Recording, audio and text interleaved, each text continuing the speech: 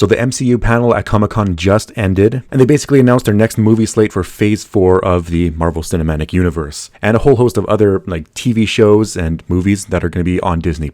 So I'm just going to get right into it because there's a lot of things on this list. So the first movie we're going to be getting is Black Widow, coming out in May 1st, 2020. So it's actually pretty cool that Black Widow is finally getting her movie that she should have got a very long time ago. Like, she was one of the main Avengers in like the very first Avengers, the very first cast of them. So it's great that she's finally getting one. The problem is the timing. The timing is really weird. I'd say the best position you could have made a Black Widow movie, the Captain Marvel slot. You know, this thing right before Avengers Endgame, where spoilers for that movie, but she dies in that movie. So, you know, you could have just slipped it in there because Captain Marvel didn't actually play too big of a role in Avengers Endgame. She could have actually been introduced in Phase 4 because she's a very dramatic change to what we're used to. She's like Superman, basically. She's all powerful. And the only one close to that we ever got was Thor.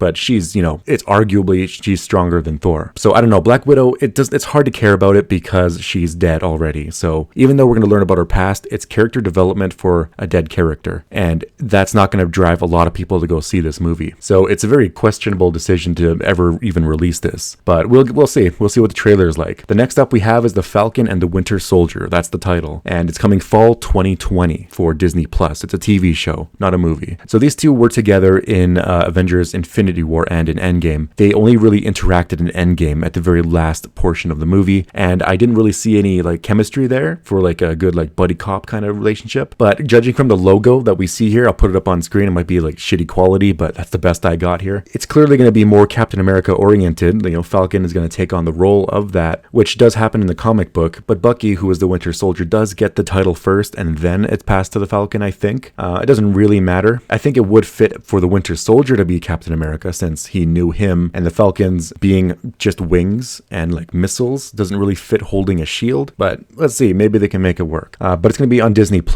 So if you're interested in that streaming service, which is looking more and more appealing as they've got like all these Disney movies, these classical stuff, and now all this Marvel stuff, I'm sure it's going to be a service worth looking into. But, you know, in principle, Falcon and the Winter Soldier, they're side characters in these other people's movies. I don't know how well they can hold their own. A good thing they're pairing them up, basically, because you know, Winter Soldier, he did not talk a lot. He talked a lot back when he was Bucky, you know, before the mind control stuff happened. But for any of you out there that watched The Walking Dead, Bucky kind of reminds me of Daryl back in season 6 and 7. He barely had any dialogue. But I mean, if you look at the rest of the slate, it's very strange. A lot of this is just bizarre. And that's what I love about Marvel. They really tried random things. Guardians of the Galaxy, like, I did not know who these people were in the comics, but now they're great. So next up, we got The Eternals, which is a movie coming November 6, 2020. So 2 movies so far coming next year. The Eternals are basically these ancient celestial beings that are sent or created to basically protect humanity or protect peace. I don't know a whole lot about the Eternals, so this is going to be another Guardians of the Galaxy situation. Angelina Jolie is going to be one of the main characters, which is good because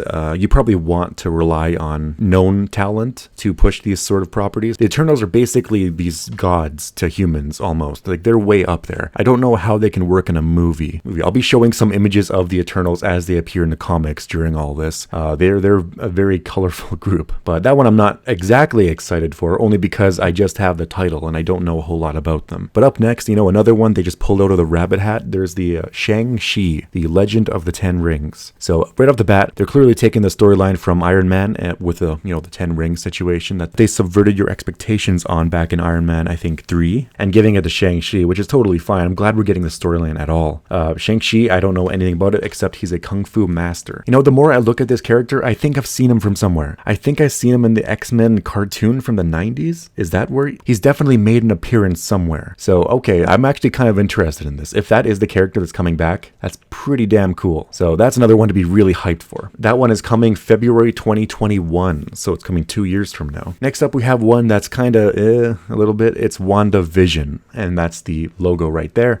Coming spring 2021, it's going to be a TV show, which is, you know, it's very bizarre that they believe they can make a TV show out of this, because this is my personal opinion on this. In Infinity War, the scene with Wanda and Vision was like it was a pit in the hype for the movie. It wasn't as exciting. It's kind of, if I'm watching Infinity War on Netflix, I skip through that one scene where they're just kind of together because it's the most boring scene. So now they're making a TV show out of that. So I'm not exactly excited for it, but I really do like Wanda as a character. She has a lot of incredible power, and she does show that when she's 1v1ing Thanos in Endgame and nearly killing him before he calls in this reinforcements from a spaceship. So there's some stuff they can do with that. What I don't understand is that Vision is dead. Spoilers for Endgame, or Infinity War rather, since he doesn't come back.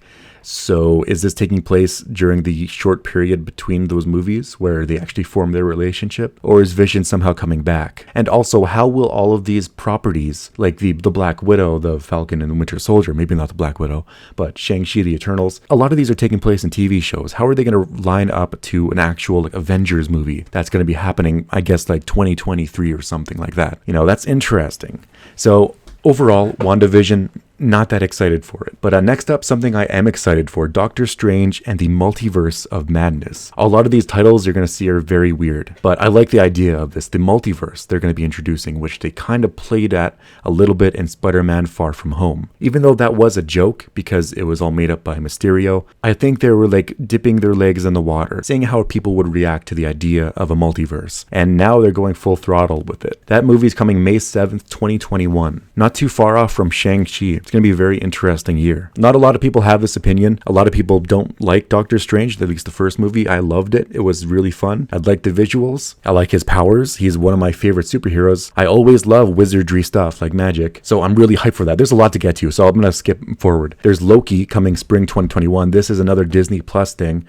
Also, that WandaVision was Disney Plus. All TV shows they ever make are going to be Disney Plus. Loki is going to be the Loki that escaped during Avengers Endgame when they traveled back in time and he had the Tesseract or something, or he just had his staff back and he just teleported out of there. So overall, that's also, all of this is weird that these characters are getting their own TV shows. Loki, he's awesome, but his own TV show, does Loki work when he doesn't have Thor to counter him? Like good versus evil. Loki's gonna need someone in his TV show that plays the role of Thor. And like what's the movie gonna be about? How is Loki gonna play a good character? I guess we're gonna have to see. The problem with it too is that Loki is gonna be taking place in a different timeline than the original Avengers, the one we've been following throughout all these years. Unless I'm just not understanding the timeline properly, Loki escaped his first attack on the Avengers back in Avengers 1, so he won't know about all the events with Thanos and all that stuff, and it's hard to care about something. It's kind of like fan fiction almost, because it's not legitimate, it's not in the MCU, he's in a different timeline. So if it has no effect with like Steve Rogers or like Iron Man, who are both now practically dead, one literally, then it's hard to care about that as well. But speaking of stuff that's hard to care about, the next one up is called What If. It's a TV series coming summer 2021 in, Disney Plus. Now, What If basically follows just what if scenarios, like what if this happened, what if that happened, and it kind of just shows that. It's hard to care about this because it literally is fan fiction. You get to see your favorite characters, weird situations. It's basically alternate reality stories that are outside the main Marvel universe. See, this is like really weird stuff because it's like, I'm looking at one comic. I'll probably save this image and show you guys. Like there's the, what if Venom had possessed the Punisher? Venom. So it's like, that's kind of cool. I want to see that. But it's kind of like, you're kind of devaluing the main MCU where things actually happen if you're just going to make up shit. So I'm not sure how I feel about this. It might ruin some things. As much as I want to see Venom take control of the Punisher. So this one I'm on the fence about. I don't really know how to feel about it. It's kind of exciting, but also kind of worrisome. So there's that. But next we have Hawkeye. Fall 2021. It's a movie on Disney Plus. Or I think it's a movie. Hopefully it's not a TV show because Hawkeye could not work as a TV show. But again, Hawkeye, you want to like, hell yeah, Hawkeye kind of thing. But would you really want to see a movie with just Hawkeye? He has no superpowers. Batman could make it work because he's pretty damn cool. He has a lot of gadgets. He's smart. He's a detective kind of thing. Hawkeye just knows how to shoot really well. And he looked kind of like dark and brooding and all of that in Endgame. I don't know. I'm not that excited for Hawkeye. We'll have to see how that works. We'll know what it's going to be all about by the time these other TV shows take air. We'll get the general feel of the direction they're going to be making these things in. But it just doesn't seem like that good of an idea. But, Hawkeye probably has its fans out there. But that's fall of 2021. Remember, all of the Phase 4 that has been announced is just in the next 2 years. So it's weird to have it so short term, but oh well. Next up is Thor, Love and Thunder. Now, this one is, first off, title, that's weird. Love and Thunder. I don't think of love when I think of Thor, but hey, whatever. My only worry with this is that it's going to be the first Thor movie without a proper Thor, Chris Hemsworth, because he's off with the Guardians right now, and he might still be. They They announced Guardians of the Galaxy 3 as well. I'll get to that later. But they didn't give a specified date as to when that's coming out. So Thor Love and Thunder, they said on the panel itself that it's going to be following the story of the mighty Thor. So it's probably going to be the female Thor, which means Natalie Portman's going to come back as Jane, and she's going to have cancer, like in the storyline, and she's going to become the female Thor. And that as a gimmick in itself, to, just watch it because of that. I personally don't care that much. I'd rather see Chris Hemsworth as Thor. He's a pretty damn good Thor. So yeah, that's that. I really hope we get a proper Thor, but I think at this point, he'd probably work really well with the Guardians. So that's it for the main movies that they announced at the panel, but they did drop a bombshell at the very end before they left and announced a crap ton of movies. And I'm going to list them all out here. It's Black Panther 2. So that in itself is pretty damn interesting. I liked Black Panther 1. It was a good movie. I don't know a whole lot about the comic book of Black Panther, so I don't know who the next villain is going to be, but I trust them to do it well. Their CGI, I noticed in the first movie, wasn't too great, with the fight scenes anyway, but that's just nitpicking. The story was fine. So as I said before, Guardians of the Galaxy 3 has been announced, but that's the movie I'm the most hyped for, because I know it's going to be a good time. The Guardians movies have all been really great. And during the Infinity War movie, I really liked the dynamic between Thor and Star-Lord. It was really good. It's good chemistry. That's what you need in your movies. You can't just plop characters together and expect them to work. Like with the Falcon and Winter Soldier, I don't really know if they have chemistry. So we'll have to see how that turns out. And they also announced Captain Marvel 2 and Fantastic Four. Finally, they're doing a Fantastic Four movie. I'm really hyped for Fantastic Four. Finally, MCU has them. I assume they're going to do it well. They've never screwed up a character just yet, anyways. They've changed some things, but overall, they've done a really good job. Because Reed Richards is basically Tony Stark. Well, he doesn't have all that flair, but he's as smart. He's still like Bruce Banner, I guess. He's that kind of genius. And we're going to be getting Doctor Doom. Like a proper Doctor Doom. Finally, he's an amazing character. I hope they don't mess with him in any way. They have changed some characters in the past, and some of them are like, why'd you do that? With Doctor Doom, I hope he's just like he is in the comics, with like a deep voice, a metal suit, a green cape. I want all of that. Oh, also, I didn't even write that down. They announced Blade. They're making a new Blade movie with the guy that played, I think, what was his name? Cottonmouth in Luke Cage. He's coming back as Blade. Well, he's coming to play Blade.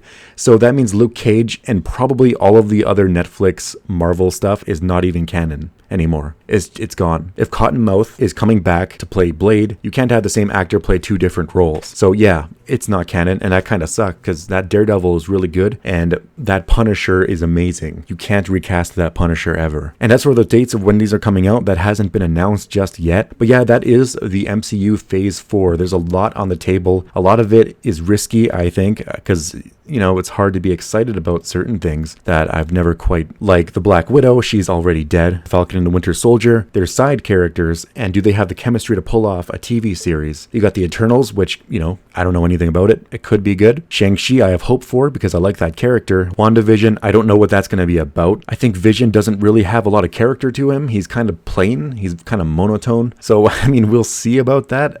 So, yeah. Doctor Strange in the Multiverse of Madness is cool because he's going to be playing with the multiverse, and we'll see what that's all about. Doctor Strange, I love that character. He's great. That's a movie I'm hyped for. Loki is next, and I'm on the fence about this one as well because Loki can even work on his own as the main character of a TV show. The What If series, I don't think is a good idea. That might devalue. You can't just make up shit and say, would you want to see this scenario? Because that might devalue the actual scenario, like in the MCU. It's basically like solidifying fan fiction, but not really. I don't know. I'm worried about the What If. Then there's Hawkeye, and it's like, I don't know. Hawkeye's not that interesting of a character because he doesn't have superpowers. You don't need it. Batman makes it work. Other characters make it work. Hawkeye, I don't know. For a TV series, you kind of have to have something very special about you, or else you're basically the guy from Arrow in Arrowverse. And that's a great universe. I enjoyed the first couple seasons of all that stuff until it got a little bit weird. And then we have Thor, Love and Thunder, which might not have actual Thor in it, but it'll be interesting to see how that plays out on the movie. Natalie Portman as Thor. What is that going to look like? And will she retain those powers and appear in the Avengers? Is Natalie Portman going to be an Avenger now? So that's something. And then we got these other movies like the Black Panther 2, Guardians of the Galaxy 2, Fantastic Four. So yeah,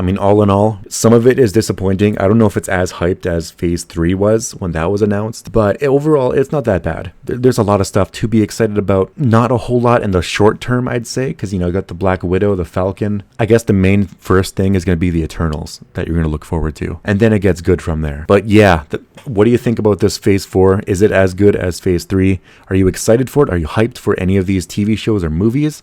Post in the comment section below, and make sure you like and subscribe, and thanks for watching.